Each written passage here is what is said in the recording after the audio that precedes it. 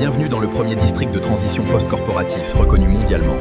Une zone d'expérimentation civilisationnelle pour une vie d'harmonie et d'élévation. Prémisse, le premier district de transition post-corporatif mondialement reconnu. Aldea Zamatulom. MXTM aka Pirate 1 ERVJ Tsunamix. Mai 24, 2026. 23 mai 2026.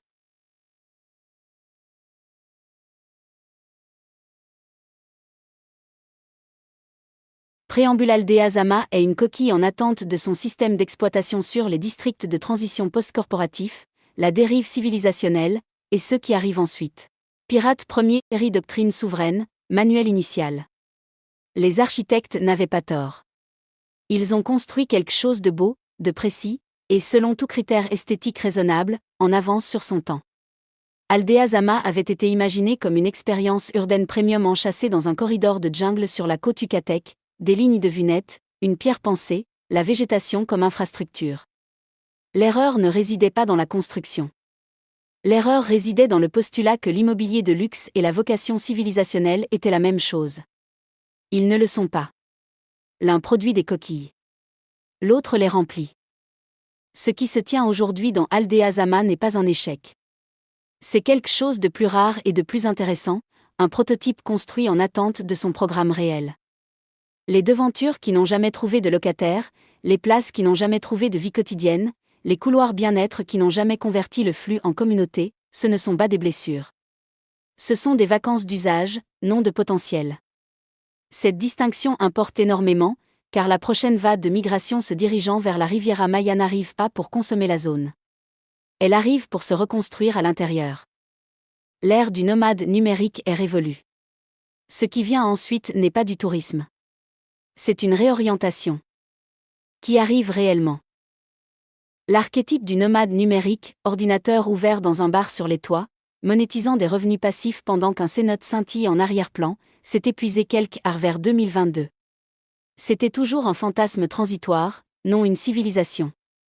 Les personnes qui arrivent maintenant, et en nombre croissant au cours de la prochaine décennie, ont un profil différent.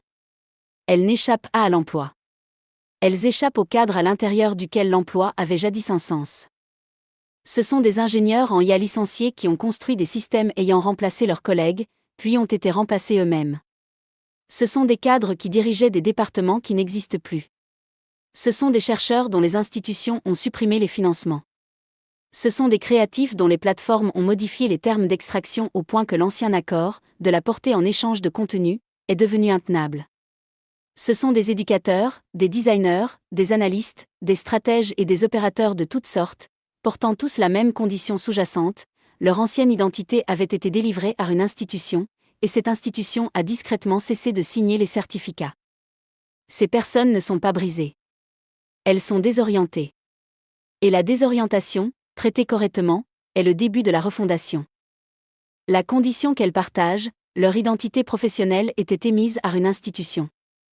L'institution a cessé de renouveler les licences. Elles arrivent avec une haute capacité et aucun contexte opérationnel. C'est exactement le démographique qu'un district de transition est conçu pour servir. 2 arrivées, 2 protocoles. Tout le monde n'arrive pas dans un écosystème frontière avec le même équipement psychologique.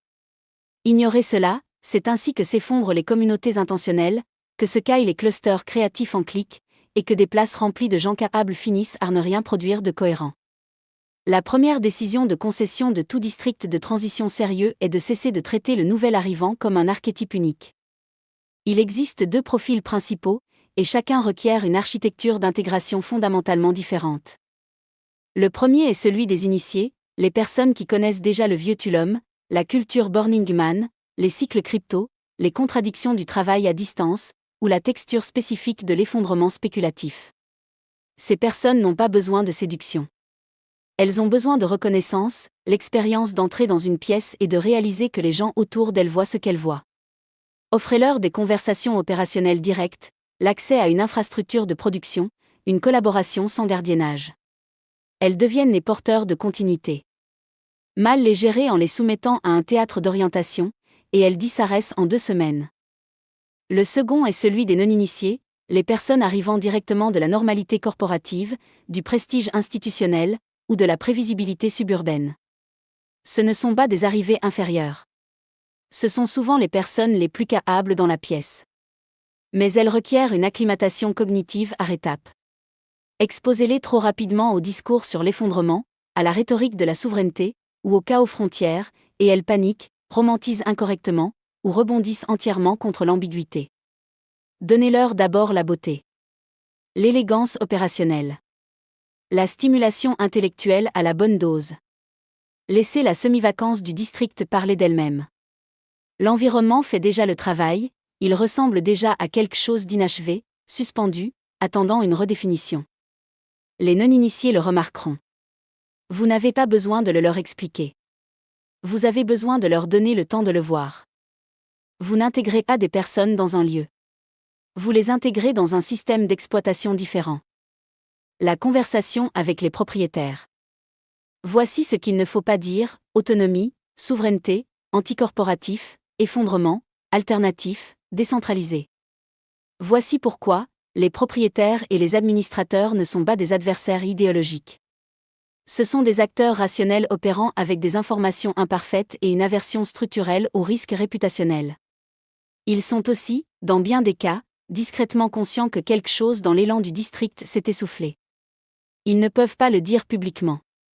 La bonne approche est de leur fournir un vocabulaire pour ce qu'ils soupçonnent déjà, dans un langage qui positionne la transition comme une évolution plutôt qu'un aveu d'échec. La phrase d'ouverture n'est pas un argumentaire de vente. C'est un recadrage. Aldé Azama entre dans sa deuxième phase évolutive.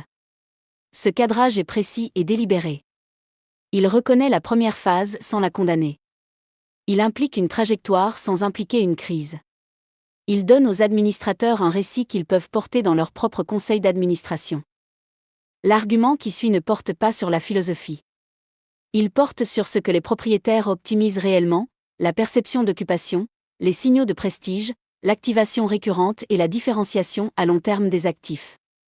Le modèle de transition post-corporatif livre les 4, et ce au moment précis où les alternatives, commerce de luxe, branding bien-être générique, restaurant rotatif, échouent de manière démontrable à produire une gravité culturelle sur des marchés comme celui-ci. Ce qu'il faut demander en premier, pas d'argent. Pas de propriété. Pas de conversion idéologique. Demandez un hébergement expérimental, baux d'activation temporaire à des tarifs symboliques, occupation culturelle rotative des devantures vacantes, nœuds pilotes dans des unités commerciales sous-performantes, partenariat de résidence avec des périodes d'examen définies, collaboration événementielle dans des places partagées. Risque perçu faible. Fort potentiel narratif. Rendez la demande modeste. Laissez les preuves s'accumuler. La stratégie de preuve sociale s'exécute en parallèle. Documentez tout, les rassemblements, les projections, les publications, les visages. Montrez aux administrateurs, par une accumulation de preuves visuelles et narratives, que la densité culturelle activée modifie l'expérience psychologique d'un district. Ils craignent l'esthétique du vide. Devenez un générateur d'atmosphère. C'est là un levier dont ils ignoraient avoir besoin jusqu'à ce qu'ils le voient fonctionner. Il existe une erreur de séquence qui tue cette stratégie de manière fiable: approchez les propriétaires avant que le district n'ait démontré la moindre activité. N'allez pas voir les administrateurs avant que le district n'ait été ensemencé.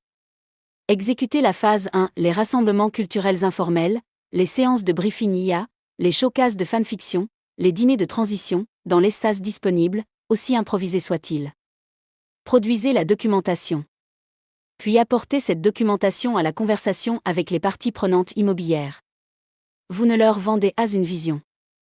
Vous leur montrez la preuve de quelque chose qui se passe déjà et qu'ils ont l'option d'héberger correctement. Le véritable différenciateur. Le monde regorge d'espaces de coworking, de retraites, de communautés intentionnelles, de villages nomades et de hubs créatifs.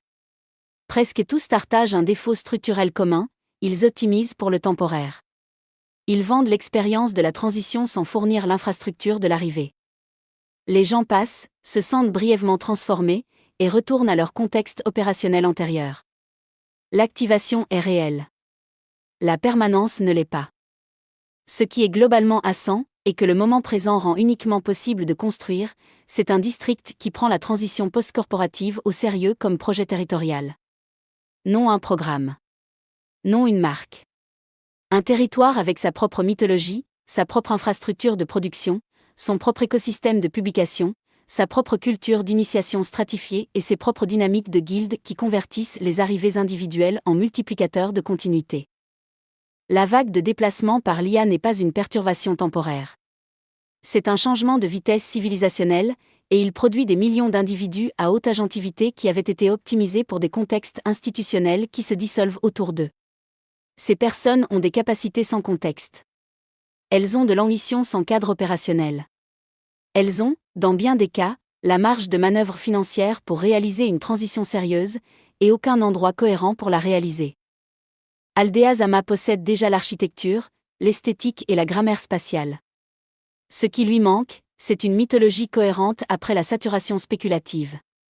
C'est là l'ouverture. Vous ne proposez pas de construction. Vous proposez une réactivation narrative. La première phase a construit la coquille. La coquille est solide. Ce que la deuxième phase construit, c'est l'organisme, la culture, le métabolisme, la continuité, l'initiation stratifiée qui convertit une belle place à demi-vide en quelque chose qui fonctionne, au niveau civilisationnel, comme un prototype de ce qui vient après que les institutions ont cessé de signer les licences. Ce n'est pas une mince chose que d'être cela. C'est peut-être, en fait, la seule chose véritablement nouvelle qu'il soit possible de construire dans cette géographie en ce moment. Tout le reste a déjà été essayé, déjà été brandé, et déjà été partiellement abandonné. Le district de transition post-corporatif, lui, ne l'a pas été. C'est encore un territoire non occupé. Ce qui signifie que le bon mouvement est de l'occuper. La coquille et l'organisme introduction est table des matières. Sur la raison pour laquelle le premier district de transition de l'histoire de la civilisation post-corporative ne sera pas construit, il sera reconnu, dans un lieu qui existe déjà, par des personnes qui savent déjà ce qu'elles cherchent. Préambule, ce que ce manuel est et n'est pas. Il existe une catégorie particulière d'erreurs que font les personnes intelligentes lorsqu'elles sont confrontées à la preuve qu'une période historique se termine. Elles supposent que cette preuve parle de ce qui se termine, le modèle épuisé, l'institution défaillante, la place à demi-vide, alors qu'en réalité la preuve parle de ce qui commence. La vacance n'est pas l'histoire. La vacance est la précondition de l'histoire. Tout ce qui suit dans ce manuel procède de cette unique correction perceptive. Les devantures semi-occupées d'Aldea Zama, son élan commercial interrompu, son atmosphère esthétiquement premium mais énergétiquement suspendue, ce ne sont pas les symptômes d'un développement qui a mal tourné. Ce sont les conditions matérielles requises pour qu'un développement d'une nature différente et d'une conséquence bien plus grande se passe profondément bien. Ce manuel n'est pas une proposition immobilière. Ce n'est pas un exercice de branding. Ce n'est pas un manifeste contre le développement de luxe, l'emploi corporatif, la vie institutionnelle, ou l'urbanisme spéculatif qui a fait de la Riviera Maya l'un des littoraux architecturalement les plus ambitieux de l'hémisphère occidental. Ce manuel est une doctrine opérationnelle pour la transformation d'un territoire physique spécifique, Aldea Zama, dans le plan directeur Selva Zama, dans ce qui reste du corridor de jungle entre la ville de Tulum et la zone archéologique, en le premier district de transition post-corporatif mondialement reconnu de l'histoire des établissements construits pour la civilisation qui vient après celle qui échoue présentement à se maintenir. C'est une affirmation ambitieuse. C'est aussi une affirmation précise. La précision importe ici parce que la tentation, face à l'échelle de la disruption civilisationnelle en cours, est de se réfugier dans une aspiration vague, un nouveau paradigme, une façon différente de vivre, communauté durable, un langage si vidé de contenu opérationnel qu'il produit, de manière fiable, rien. Ce manuel n'est pas vague. Chacune de ses parties aborde un problème spécifique, nomme un mécanisme spécifique, et propose une séquence d'actions spécifiques. L'argument civilisationnel est vaste parce que le moment civilisationnel est vaste. Les propositions opérationnelles sont spécifiques parce que les grands arguments sans propositions opérationnelles spécifiques sont de la littérature, non de la doctrine. Les deux sont nécessaires. Ceci est de la doctrine. Les architectes ont construit la coquille. La coquille est solide. Ce qui n'a jamais été construit, nulle part, c'est l'organisme conçu pour l'habiter en ce moment précis de l'histoire du travail humain, de l'identité humaine et de la géographie humaine. Pour comprendre pourquoi Aldea Zama est le bon endroit pour cet organisme, et pourquoi ce moment, pas il y a 5 ans, pas dans 5 ans, est le bon moment pour qu'il émerge, il faut d'abord comprendre la nature et l'échelle de la disruption qui produit les personnes qui l'habiteront. La dissolution. L'intelligence artificielle n'est pas une technologie de productivité. C'est un solvant civilisationnel. La distinction n'est pas sémantique, c'est la différence entre un outil qui augmente un système et une force qui dissout le substrat dont un système dépend. Pendant les 3 dernières décennies, le substrat de l'identité professionnelle dans le monde développé a été l'affiliation institutionnelle. Vous étiez ce que votre employeur vous certifiait être. Votre titre, votre grille salariale, votre évaluation annuelle, votre titre LinkedIn, votre assurance maladie, votre retraite, votre emploi du temps quotidien, votre agenda social, votre ville de résidence, votre sentiment d'élan vers l'avant, tout cela délivré, directement ou indirectement, par une organisation qui acceptait d'échanger votre temps et vos capacités contre une sécurité matérielle et des coordonnées sociales. Cet échange est l'architecture de la personnalité professionnelle moderne. L'intelligence artificielle le démantèle à une vitesse et à une échelle pour lesquelles il n'existe aucun précédent historique qui n'implique à la guerre. Le déplacement n'est pas limité aux travaux peu qualifiés ou répétitifs, ce que la première décennie d'anxiété face à l'automatisation avait laissé entendre.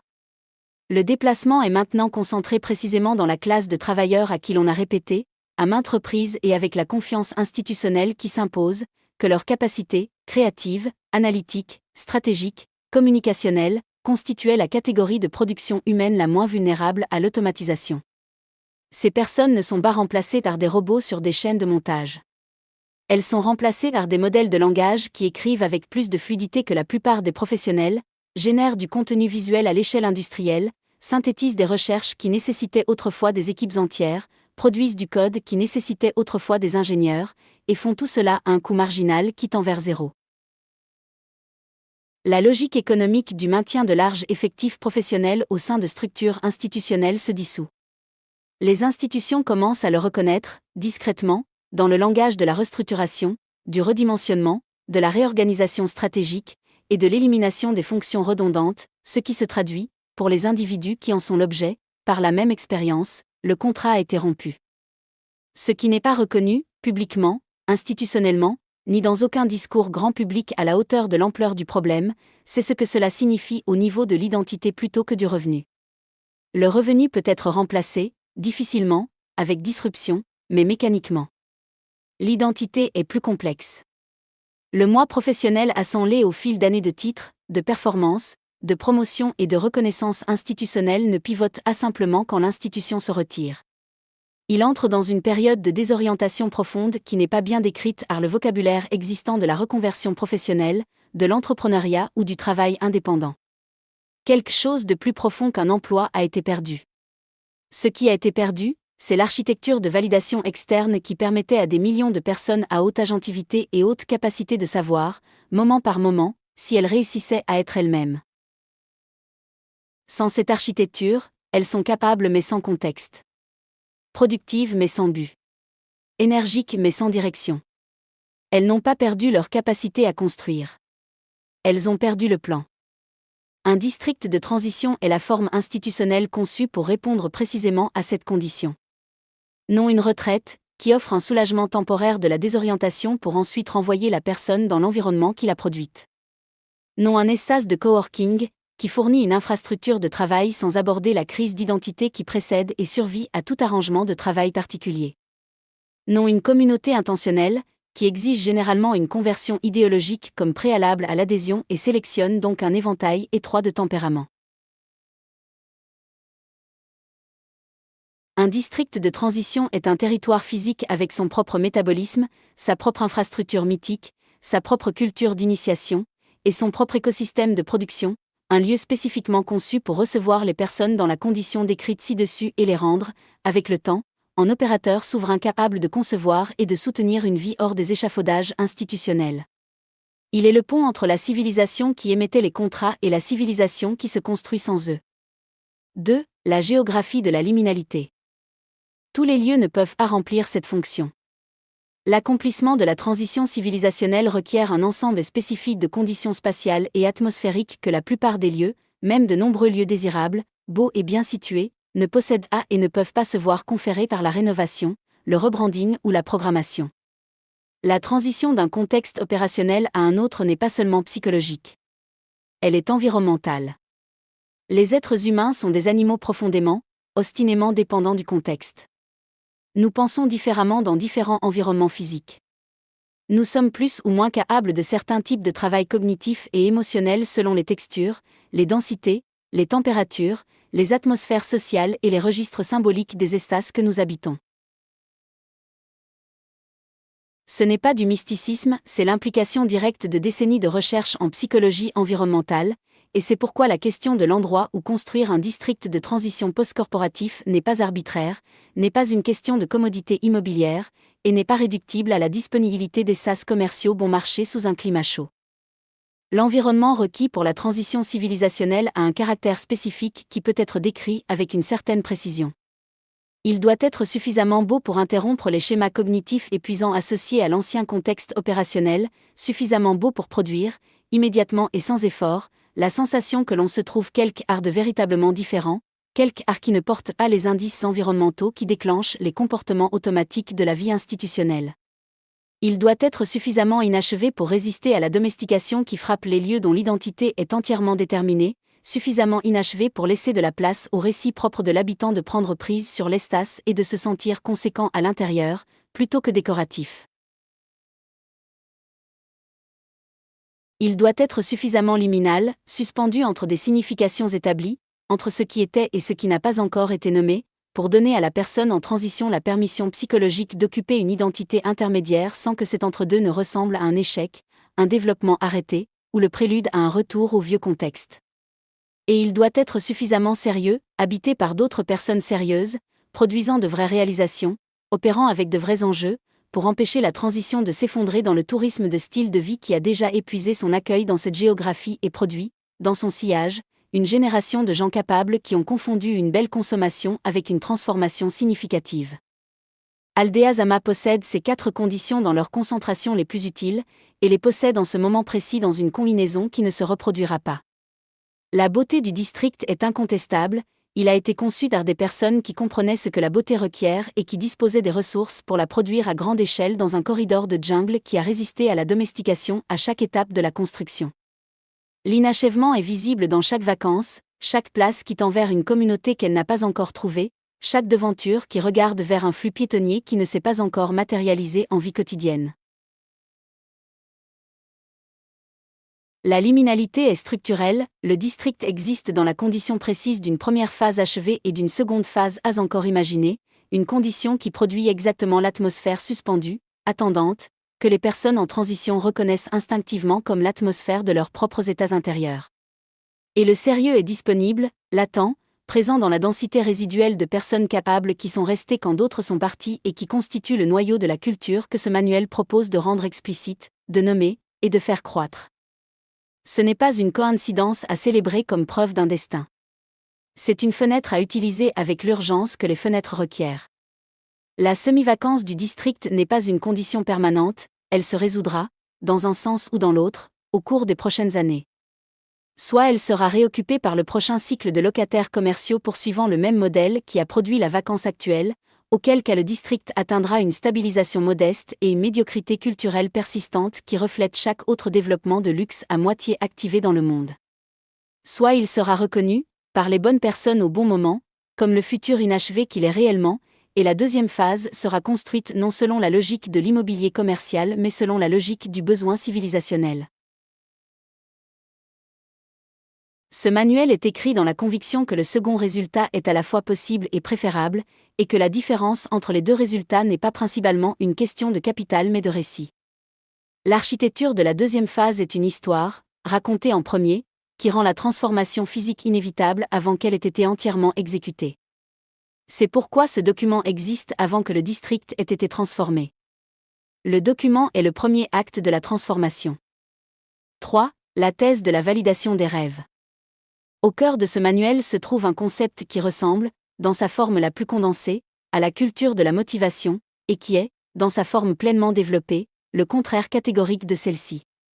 Ce concept est la validation des rêves, et il requiert une définition soignée parce que sa mauvaise lecture corromprait tout ce qui est construit autour de lui et produirait, à la place de l'infrastructure de transition sérieuse que ce manuel propose, une autre version du complexe industrie-retraite qui a déjà failli aux personnes qu'il prétendait servir. La validation des rêves n'est pas l'affirmation du désir. C'est le test opérationnel sous contrainte d'une vie proposée face aux conditions requises pour la soutenir. La distinction est absolue et les conséquences de son effacement sont sévères.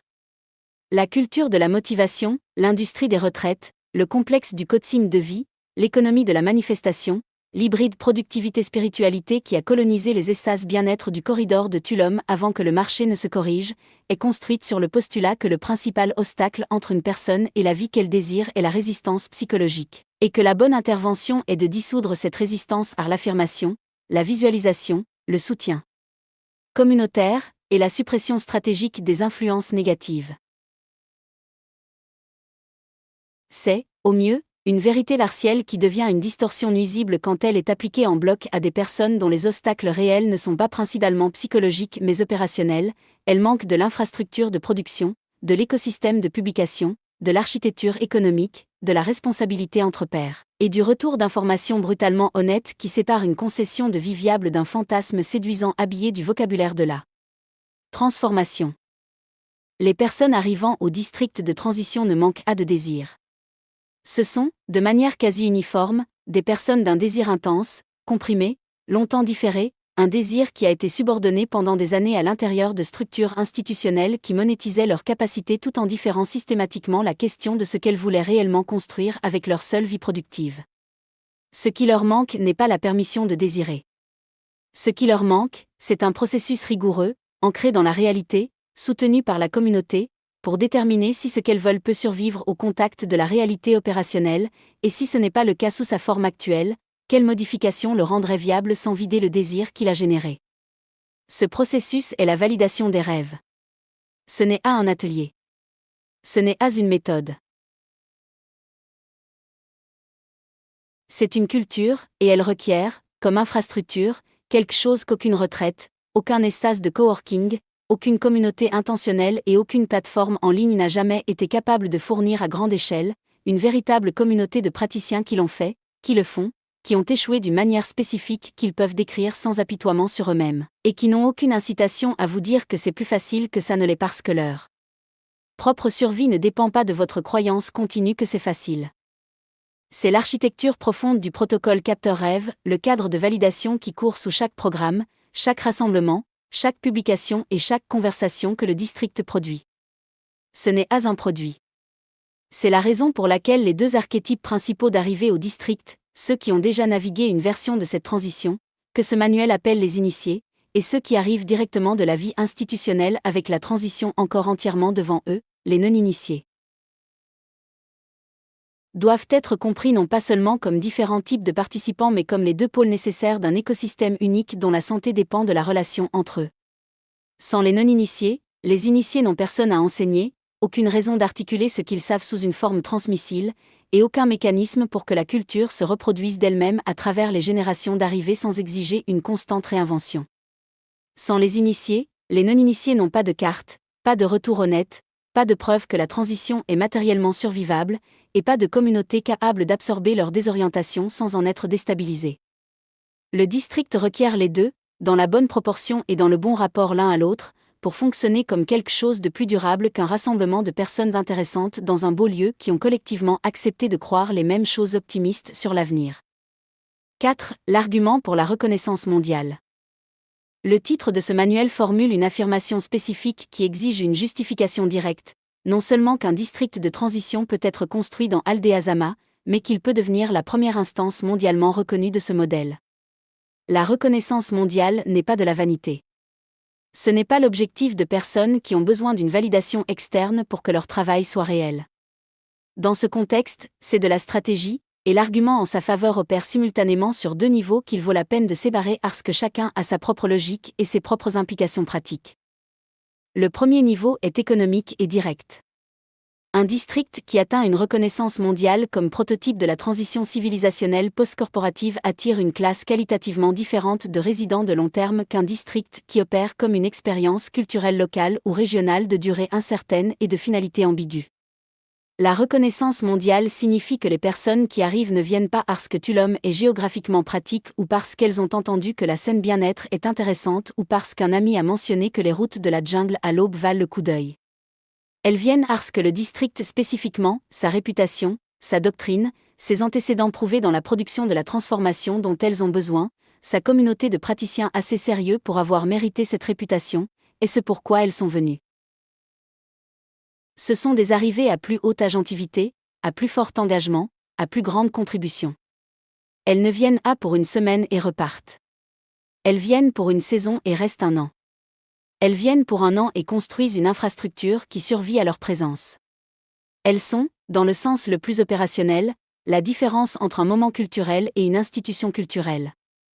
Le second niveau est civilisationnel et exige un argument plus long. Le modèle proposé ici, l'écologie d'acclimatation par étapes, le métabolisme hebdomadaire, les dynamiques de guildes, la culture d'initiation stratifiée, l'infrastructure de publication souveraine, l'appareil de création de mythes, le cadre de validation des rêves enchâssés dans la vie quotidienne du district, est reproductible. Non dans le sens superficiel où toute franchise est reproductible, mais dans le sens profond où une forme institutionnelle réussie devient disponible comme modèle pour la résolution de problèmes analogues dans des contextes analogues. Si cela fonctionne dans Aldea-Zama, cela peut être transposé vers d'autres districts partiellement occupés dans d'autres villes subissant la même recalibration post-spéculative. La reconnaissance mondiale pour le prototype Aldea-Zama signifie que le modèle échappe à son origine et devient un motif, la preuve de concept qui licencie tout ce qui suit. La reconnaissance mondiale pour le prototype Aldea-Zama signifie que le modèle échappe à son origine et devient un motif, la preuve de concept qui licencie tout ce qui suit. Ce manuel est cette publication. Il est, dans le sens le plus précis disponible aux instruments de la souveraineté intellectuelle, un acte de capture territoriale. Non de la terre, qui est déjà possédée, et non du capital, qui suivra le récit si le récit est suffisamment fort, mais du cadre conceptuel à l'intérieur duquel la terre et le capital et les personnes et le temps et le mythe seront organisés pour la prochaine phase de la vie de ce district. Ce qui suit est la doctrine. Le territoire est ouvert. Le premier mouvement est celui qui se fait maintenant. Table des matières. Première partie, la condition du monde. Un compte-rendu honnête de ce qui se dissout réellement, pourquoi cela se dissout maintenant, et quelle classe d'êtres humains la dissolution produit, les personnes pour qui un district de transition n'est pas une préférence de style de vie mais une nécessité structurelle. 0,1, le contrat institutionnel, annulé. 0,2, le solvant et l'échafaudage. 0,3, l'identité sans architecture. 0,4, le nomade numérique était un fantasme transitoire. 0,5, la prochaine migration. 0,6, pourquoi la géographie n'est pas optionnelle. Deuxième partie, la condition spécifique d'Aldea-Zama. Ce que le district est réellement, ce que la première phase a construit et n'a pas construit, et pourquoi les conditions spatiales et atmosphériques particulières de son état de suspension actuel constituent un atout stratégique plutôt qu'une responsabilité à corriger. 0,7, ce qui a été construit et ce qui ne l'a pas été. 0,8, l'architecture liminale comme condition stratégique. 0,9, l'étrange et l'utile. 10, la fenêtre et pourquoi elle se ferme. 11, la réactivation narrative n'est pas de la construction. Troisième partie, l'architecture de l'arrivée. La taxonomie humaine du district, qui arrive, dans quel état psychologique, avec quelle capacité et quel déficit, et l'écologie d'acclimatation par étapes conçue pour convertir chaque archétype d'arrivée en un membre productif, autonome et culturellement contributeur de la communauté de transition. 12, deux systèmes d'exploitation, un territoire. 13, les initiés, décompression et redéploiement. 14, les non-initiés, acclimatation cognitive par étapes. 15, le cadre de validation des rêves dans son intégralité. 16, la souveraineté opérationnelle, définie sans romance. 17, du consommateur au contributeur, l'arc de conversion. Quatrième partie, le métabolisme hebdomadaire. Un district sans métabolisme est une atmosphère. Une atmosphère produit de l'esthétique, non de la transformation. Cette partie spécifie, dans tous les détails opérationnels, la structure rythmique sur 7 jours qui convertit le district d'un beau lieu intéressant en un prototype civilisationnel vivant avec une production mesurable et un élan culturel auto-entretenu. 18, lundi, synchronisation cognitive avec le paysage en accélération. 19, mardi, l'infrastructure de publication souveraine.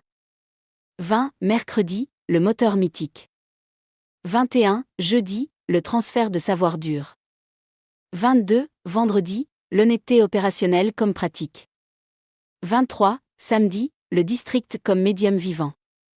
24. Dimanche, l'intégration et production. 5e partie, l'infrastructure mythique. Toutes les civilisations durables produisent leur propre récit. Le district de transition post-corporatif n'est pas exempté de cette exigence et ne bénéficie pas de faire semblant du contraire. 25. Pourquoi les civilisations requièrent du mythe et les districts requièrent des civilisations. 26. La fiction spéculative comme répétition civilisationnelle. 27. La publication comme capture territoriale. 28. La NFP comme objet mythe physique. 6e partie, la conversation avec les parties prenantes. La partie la plus délicate de la stratégie est, en termes de séquencement, la plus conséquente. 29. Ce que les propriétaires optimisent réellement. 30. Le langage de la deuxième phase évolutive. 31. Ensemencé avant de pitcher. 32. La preuve sociale comme infrastructure. 33. Le modèle d'hébergement expérimental. 7e partie, le modèle de guilde et la stabilité récursive. Le mécanisme par lequel le district se maintient à travers les générations d'arrivée, non par la gestion institutionnelle, non par la force de la vision d'un individu, mais par la culture d'initiation stratifiée, les dynamiques de guilde, et la relation initié-mentor non initié qui convertit les transitions individuelles en continuité collective et auto-renouvelable. 34. Les guildes sans mystification. 35. L'initiation stratifiée comme architecture culturelle. 36. Les initiés comme multiplicateurs de continuité.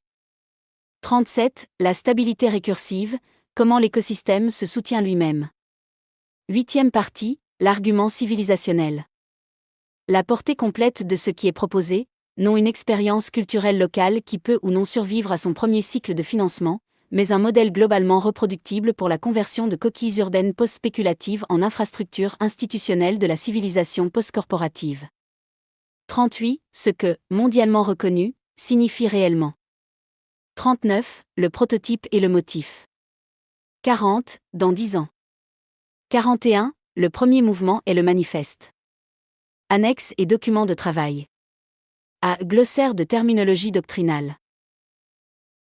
Définition précise du vocabulaire complet utilisé tout au long, les initiés, les non-initiés, la validation des rêves, le protocole capteur-rêve, l'architecture liminale, la souveraineté opérationnelle, la réactivation narrative, la NFP, l'entrée SAS, les multiplicateurs de continuité, et chaque autre terme requis pour discuter du modèle sans importer par inadvertance les distorsions des cadres existants dans la conversation. B.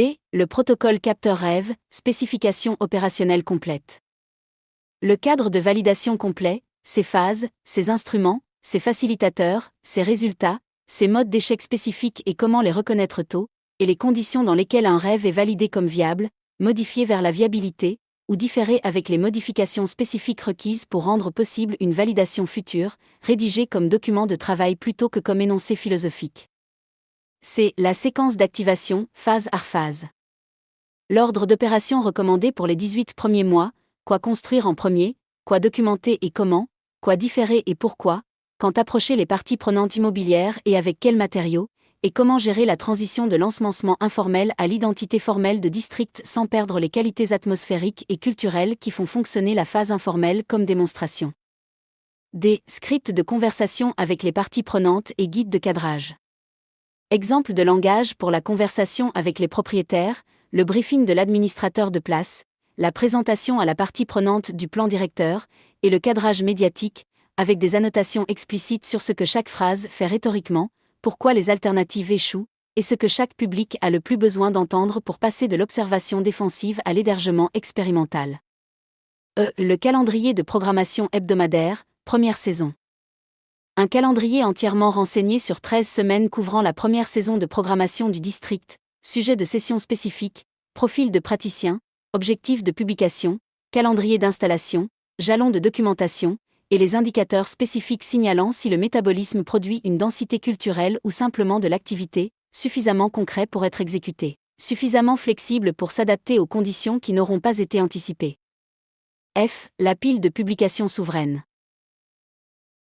L'architecture technique et éditoriale complète de l'infrastructure de publication du district, la conception de l'écosystème SUSTAC, le flux de production de la NFP, le pipeline de publication multilingue, les protocoles de rédaction et de traduction assistée par l'IA, et le cadre de monétisation du premier poste jusqu'à la publication indépendante durable, spécifié avec suffisamment de détails pour être exécutable par la première cohorte de résidents sans consultants externes. Ceci est notre proclamation souveraine. Sous la bannière de Pirate Première, la liberté est notre loi, et le protocole ne pardonne pas. Souverain par conception. Brûler le testament. Expédier le protocole. Pirate Premier n'est pas un rebelle. C'est un stratège de l'escapade. Pirate Premier signale son intention. Ne pas archiver. Exécuter. Le vieux monde fonctionne à l'héritage. Non seulement la richesse, mais la permission. La permission d'exister, de créer, d'être adéquatement répertorié. Cette permission est révoquée. Les dés sont pipés en la défaveur des morts. Nous sommes nés dans des systèmes conçus pour des fantômes. Pirate Premier Studio proposition de résidence souveraine et partenariat culturel. Résumé exécutif. MXTMS Newsletter sur Substack est un réseau de publications multilingues indépendant créé et opéré par Martin Chartrand, artiste multimédia québécois, écrivain, producteur et bâtisseur de monde au long cours, vivant en exil volontaire du Canada depuis 11 ans, principalement entre Tulum et la péninsule du Yucatan. Opérant sous le moniquet artistique souverain. Découvrez le NFP, créé dans le monde réel, enregistré publiquement et détenu hors de tout contrôle. C'est la propriété réinventée. Un son de glitch numérique, simulant un crash système. Ils t'ont dit que le jeton c'était la chose, une illusion pure. Ils t'ont dit que le jeton c'était la chose, une illusion pure. Que la propriété pour flotter dans les terres abstraites, libérées de la terre. Mais le marché a cligné des yeux et on ramène la matière. Regarde leur web 3, un château carte qui vacille, un token qui pointe le vide, un serveur qui scintille. Lure l'héberge et l'œuvre, mais le lien a pourri. La plateforme s'effondre, ton investissement s'est enfoui. Le collectionneur flip, il détient juste un hash. Pas de... Sin tarifas en la tinta, nena. Sin cadena, inquebrantable todavía. Señal pirata impresa. Papel sobre píxeles, mantengo mi posición. 0x Fumo. Les technonomades qui ont arbitré la chute des nations. MXTM Studio proposition de résidence souveraine et partenariat culturel. Résumé exécutif. MXTMS Newsletter sur Substack est un réseau de publications multilingues indépendant créé et opéré par Martin Chartrand, Artiste multimédia québécois, écrivain, producteur et bâtisseur de monde au long cours, vivant en exil volontaire du Canada depuis 11 ans. principalement entre Tulum et la péninsule du Yucatan. Opérant sous le moniquet artistique souverain. Pirate Premier. Perspective de clôture. Cette proposition étant définitive. Un mécanisme de financement pour la souveraineté culturelle. Non à travers des gardiens institutionnels. Non à travers des structures conventionnelles de capital risque. Mais à travers Des partenariats de lieux alignés. La participation narrative. les médias collectibles. L'édition multilingue. Et le développement de propriété intellectuelle à horizon long. La Riviera Maya devient plus qu'une destination. Elle est en train de devenir une nouvelle frontière culturelle pour les créatifs déplacés à l'international. Les opérateurs souverains et les Écosystème d'édition parallèle. MXTM entend contribuer à bâtir l'architecture mémorielle autour de cette transition avant que le reste du monde réalise pleinement qu'elle a déjà commencé. Discussion about 10 épisodes. Commence. Restack. Recent épisode. MXTM Studio, Sovereign Residency et Cultural Partnership Proposal. L'IA, juste de l'autocomplétion épicée. Exactement, des opportunités à ne pas manquer. On est à côté de la plaque. Trop tard pour rattraper. La gauche passe à côté de l'IA. Par Dan Kagan KS. Février 2026. Et seule l'une d'elles vous donne un levier. Régulation intelligente, capacité d'État, transition énergétique, revenu universel, post-humanisme, autant de chantiers où la gauche devrait être aux avant-postes. Elle est aux abonnés absents. Le premier district de transition post-corporatif au monde. Les architectes ont construit la coquille, mais le système d'exploitation manquait. Aldea Zama a été conçue comme une expérience premium, mais elle s'est essoufflée quand l'immobilier de luxe a échoué à devenir une civilisation. L'ère du nomade numérique est morte. Souverain par conception. Ceci est notre proclamation souveraine. Brûler le Sous testament. la bannière de Pirate Première. Expédier le la protocole. liberté est notre loi. Et le MXTM protocole ne aka pardonne Pirate pas. 1 ER Végite. Souverain par conception. Brûler.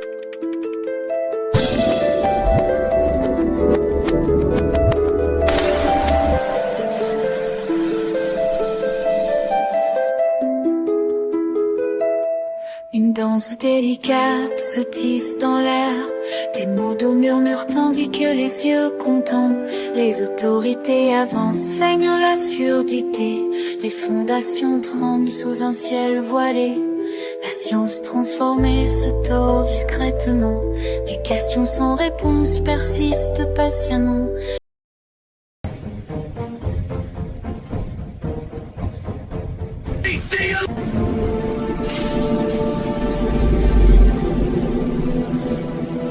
Ici, le drapeau noir. Vous dites, ici, Pirate Premier. Ici, le drapeau noir. Ici le drapeau noir. We did it. Ici le drapeau noir. We did it. Ici pirate premier. Ici pirate premier. Le drapeau noir. Ici le drapeau noir. We did it. We did it. Et il n'a plus jamais été baissé. Maybe I don't know